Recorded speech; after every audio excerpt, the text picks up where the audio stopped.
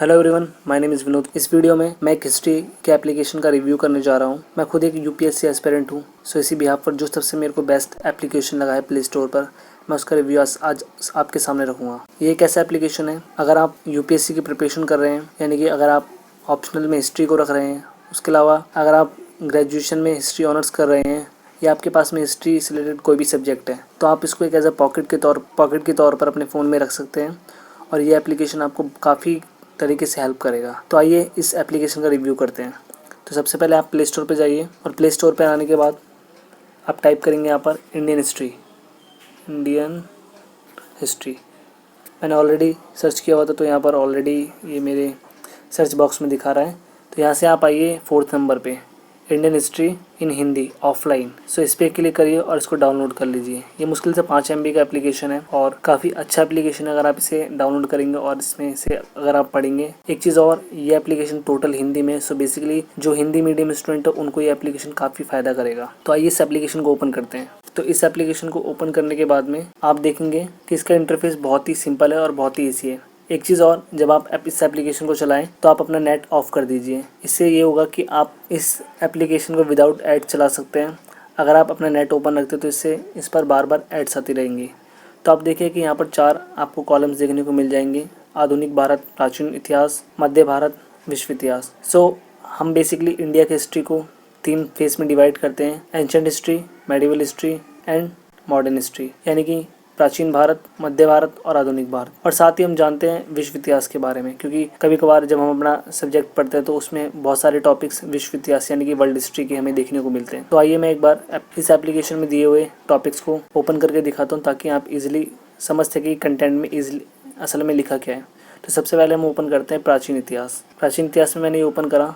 यहाँ पर आपको सारे ये हेडलाइंस दिख जाएंगे, सारी हेडिंग्स हैं। इन हेडिंग्स को अगर आप इनमें से कोई भी ओपन करेंगे तो उसका इंटरफेस जो मेन कंटेंट लिखा है वो आ जाएगा। जैसे हम फर्स्ट ओपन करते हैं ऋग्वेदा में कुछ उल्लेख। सो इसको ओपन करा और इसको ओपन करने के बाद हम देखेंगे कि यहाँ पर ये काफ़ी अच्छे तौर पर हर एक पॉइंट को कवर किया हुआ है। जैसे मैं आपको पढ़ के सुना देता हूँ। ऋग्वेद में कुछ उल्लेख दिए हुए हैं तो उसके बारे में बात हो रही है। जैसे ऋग्वेद में उल्लेख मिलता है कि उस समय कुछ स्त्रियां ऐसी थीं जो पूरी जिंदगी अविवाहित रहती थी। ऐसी स्त्रियों या कन्याओं को अमाजू कहते थे। काफ़ी सिंपल लैंग्वेज है और काफ़ी इजी है, जिससे कि आप इसको पढ़कर सीधा समझ सकते हैं। आपको कोई अपनी बुक या कोई अदर बुक परचेज करने की ज़रूरत नहीं है। अगर आपके पास में एप्लीकेशन है तो आप हिस्ट्री से रिलेटेड हर एक तरीके से आप किसी भी टॉपिक की डिटेल में पढ़ सकते हैं। जैसे हम बात करते हैं गौतम बुद्ध आप चाहे 6 से 12 तक की एनसीईआरटी पढ़ रहे हैं या आप कॉलेज में पढ़ रहे हैं या आप यूपीएससी के पर्सपेक्टिव से पढ़ रहे हैं, तो आपको गौतम बुद्ध हर एक जगह देखने को मिलेंगे और इनके जो लिटरेचर है उसको भी आप जानते हैं। तो इसको ओपन करके देखते हो, गौतम बुद्ध बौद्ध धर्म के विषय में संक्षिप्त जानकारी। तो देखिए यहाँ पर गौतम बुद्ध का जन्म दिया हुआ है,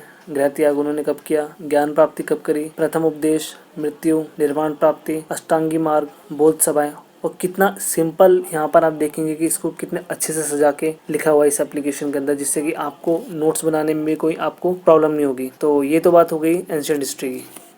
आइए अब बात करते हैं मध्य भारत की। मध्य भारत में भी यहाँ पर आप सारे टॉपिक्स देखेंगे: अकबर की प्रशासनिक, धार्मिक, सैन्य और न्यायिक व्यवस्था, अबुल फजल, मोइनुद्दीन, मोहम्मद औरंगजेब, कबीर, गुरु नानक, चौसा का युद्ध, हुमायूं और शेरशाह सूरी, बाबर, बक्सर युद्ध, प्लासी का युद्ध। देखिए प्लासी के युद्ध में हम क्लिक करते हैं तो यहाँ पर प्लासी के युद्ध को डिटेल में दिखाएगा और काफ़ी अच्छी तरीके से। अच्छा, एक चीज़ और, बहुत सी एप्लीकेशन में एक प्रॉब्लम होती है कि बाई चांस आप इस एप्लीकेशन से कुछ फ़ॉन्ट को या कुछ मतलब कंटेंट को कॉपी करना चाहें और उनको अपने वर्ड में पेस्ट करना चाहें, तो आप इस एप्लीकेशन के थ्रू वो भी कर सकते हैं।